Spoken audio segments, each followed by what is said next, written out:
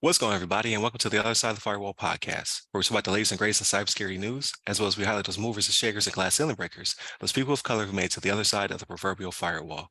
My name is Ryan Williams, and as always, I'm joined by Shannon Times. What's up? What's up? What's going on? Welcome to Wednesday's episode. So this is our discussion. So Monday and Tuesday are topics. Wednesday's discussion. Thursdays we have Ask SSP. Not every Thursday, but I've had a lot of really good interviews. So I'm trying to figure out how to assign them and what weeks to assign them to. And then Fridays we talk about everything else: so movies, books, games, all that good stuff. Definitely continue to tune into us via your podcast platform of choice. We've really been doing really good over the past few weeks. But also go ahead and check out our YouTube page. So our YouTube channel, I should say, has all of our content since like episode 100 and something. So there's plenty of content on there. However, I don't have a lot of subscribers, so I like to plus those numbers up if possible. But without further ado, I'll give it to Shannon. All right, everybody. So this article actually comes from the Washington Post. It's analysis by Tim Starks and research by David DiMolfetta.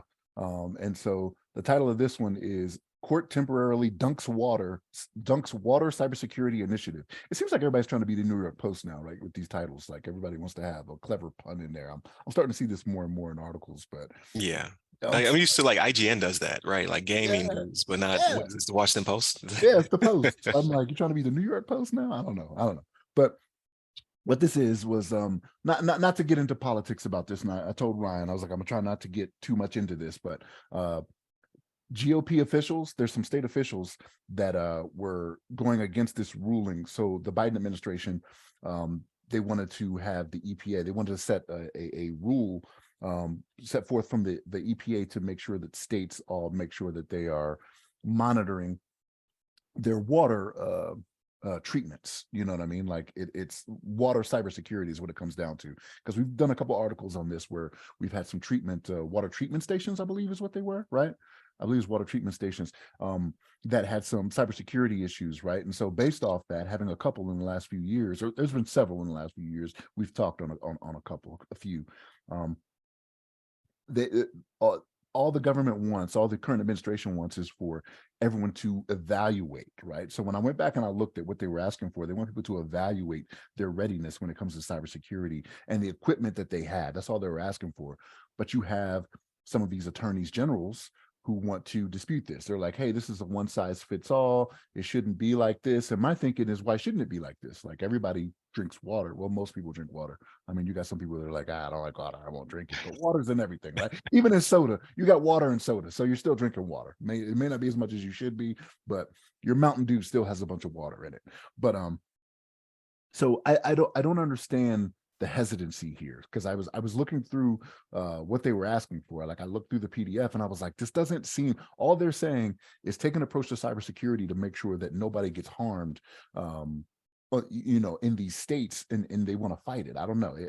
And again, I'm not trying to get into politics or anything like this, but the people that were disputing it come from one side of the aisle, right? So whether or not it was they really believed in what they were saying or it was just for political means, I don't know. But this seems like something like the discussion to me should revolve around whether or not this should be taken out of the state's hands, right? Like should, and I know some people will not like this, right? Because they think government's too big already. But when it comes to critical infrastructure, things like this, and it doesn't just have to be water, which it is in this case, right? It can be electricity, nuclear, especially, right? Mm-hmm. Should it be taken out of the local state's hands, right? Like, should the federal government with the larger budget be the ones to take care of this and make sure that it's being secured like it needs to be, right? Like we've already done an article this week where we talk about this, right? Like when it comes to cybersecurity and the way forward and what's going into it. And they're trying to make good strides for this. And when it comes to your critical infrastructure like this, because water is critical infrastructure, even though some people don't drink it, right? They think they don't drink it, Right. It needs to be secured. So that's where the discussion comes in for me, is like, why? And I understand, and I hate to say it like this, states want their rights. I don't want to say states' rights because that has a different connotation to it, right? But states want their rights to be able to do certain things. But if you can't do it, like if you're proving right now you cannot keep up with it, which is happening, right? Like you are on old operating systems, you are allowing like remote administration that's not Yeah, it was secure RDP. properly. Yeah, Yeah, that was you know what I mean? Oldsmar. Yep, Yep, Oldsmar, Florida. yep, in Florida, yep. So like if you're allowing those things, which there are plenty of ways to secure that, right? Like it is known how to secure those things. If you can't do it, let it be done by someone else. Do not let your constituents be hurt by this. You know what I mean?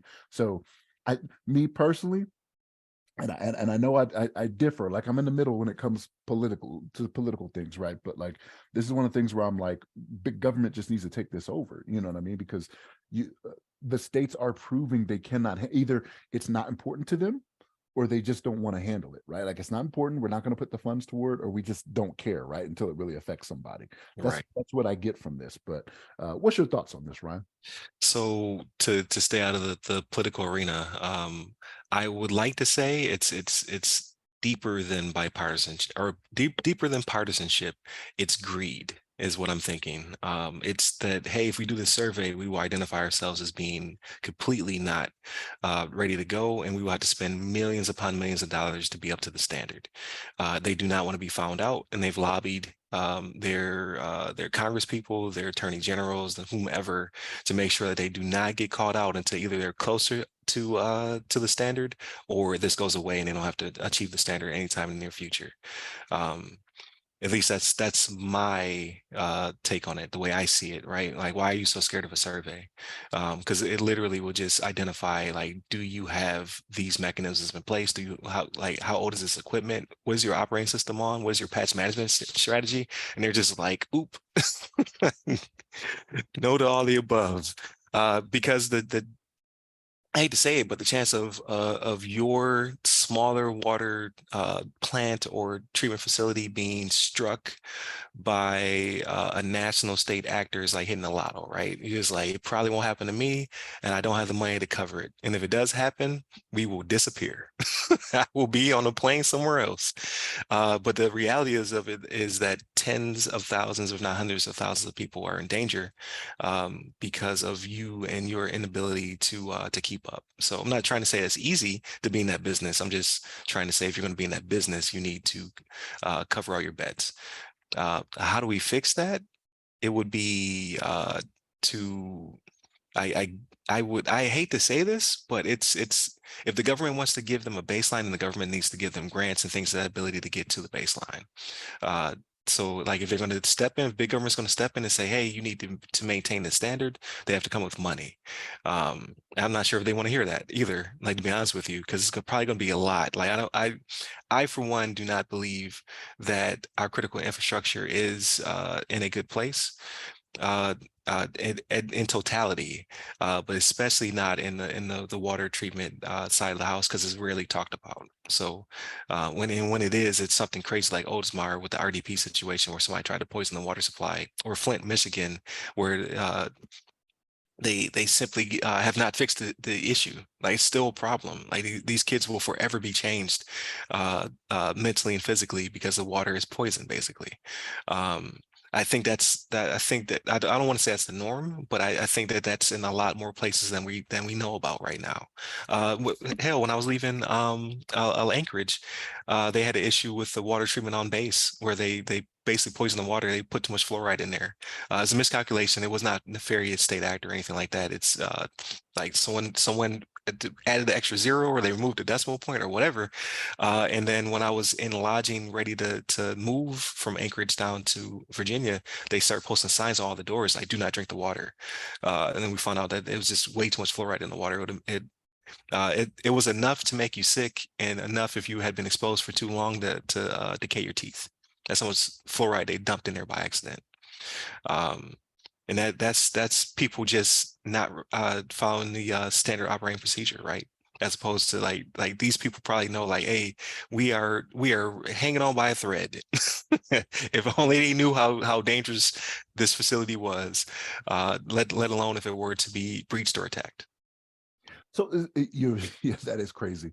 So here's my thing though, right? So the millions of dollars that it may cost for this, why is that a concern, right? Like these state governments work for the pleasure of the people. Like their constituents are the ones like Mhm. you don't do it to save money, right? You do it to make sure we are happy. That's what it comes down to, right? Right. But those are public though. How many of these are private, right? I think that's the big rub is like if you're a private company, you're not up to standard, you don't want the survey to hit you. But if you're a private company that's servicing the people of the United States for what I consider critical infrastructure, right? Like that's what you have to be subjected to. Like and they're going down that road. Like this current administration is going down that road. So remember, we did a report on this at I want to say about a month ago. We were talking about this about how critical Yeah. infrastructure is going to be more tightly looked at when it comes from the federal government. Like on if you're a private company providing services and it deals with critical infrastructure, we're going to look at you a lot harder, Right. right? So like that's already in the works. Like don't try to avoid it now. Get ahead of it now, right? Don't be that water treatment company at the end, after everybody has gone and done everything to where it's like, hey, this has been in place for a year. Why are you still at this level, right? Like you're Right. fighting it all this time. Like get in now and fix it. You know what I mean? But hell, that could even be a talking point for you. Be like, hey, we saw the danger in this. We care about the people. We love everything about what we do. We got on the bandwagon early, right? Like we were driving it. You know what I mean? Right, Like right, right, driving exactly. it. So So yeah, I honestly don't like it. When it comes to business, man, like it's not really about the people. It's about the people who are on your board. It's about the people who are your investors. It's not really about the people in your that you're servicing. Um, so that's why I'm just like, I don't think that this is necessarily like, oh, we're just gonna fight it just because we're blue or we're red. It's like, no, everything's green. Like these people are like, hey, we don't have the money, and if I want to stay in office or if I want to stay wherever I'm at, I need to push this back for as long as I can until either these companies consolidate, because like obviously if you're that bad off, you're gonna try to get bought by somebody, or until they're able to meet the standard, or until the standard just simply goes away. Like a new administration is just like, we're not going to push that. and that could be what they're waiting for, to be honest with you. Again, I'm not going to go down that road. I told you I wouldn't. That's But what I'm saying. Like, I think it's money. I don't even think it's about whatever is that made up, you know what I mean? Uh, for if I'm red or if I'm blue or whatever, like at the end of the day, like these companies just like, I need to keep making money. And this is going to hurt me if you shut me down. I'm all for that if it's for purposes of entertainment or something like this. Again, Right, not if critical. Yes, I exactly, agree. I agree. But I don't think they don't see a difference. It's like, hey, this is what I make my money at, providing you near safe water. That should be the campaign. Like we're almost safe, but not quite there. So yeah, I don't know. It does boggle my mind, but at the end of the day, like when you see the inner workings of companies, like that's what they care about. So like, damn all these people that we service, like I need to make sure I have this wealth until I can pivot to something else. Um, and now it's starting to show their hand because that doesn't even make sense. Like we can't, we don't like this because you're infringing on our rights. You're like, but your right to give me potentially poison water? What? Or put me in a dangerous situation, right? Like who's to say that they don't have like they're not part of a breach, or like these people probably run off Windows 95, Windows ME.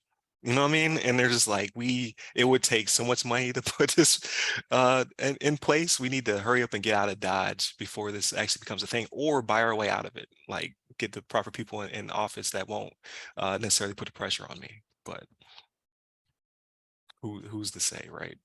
But definitely continue to check out this one because it's going to keep unwinding like this. So the stay went in place. This is the eighth circuit court. So we'll see if the government pushes back, which I assume they will. The federal government will push back and say, no, this needs to happen. And we'll see how it plays out. Like at the end of the day, I believe they will win and this survey will take place, and then we will start to see how bad things are. But I think they're going to make concessions. There's going to have to be something that allows these people to not go bankrupt because of their poor practice and decisions in the past. Because companies get bailed out and people don't. It's just the way it is. dead on. Yeah. Yeah. But please continue to tune in. Hopefully, I did not rub the audience the wrong way. Please check out the podcast. Hit us up at those socials that go by our name. Check out the YouTube channel. Hit me up at Rye Security Guy, RYRY Security Guy. I'm on LinkedIn, Clubhouse, Twitter, and Threads. Stay safe, stay secure.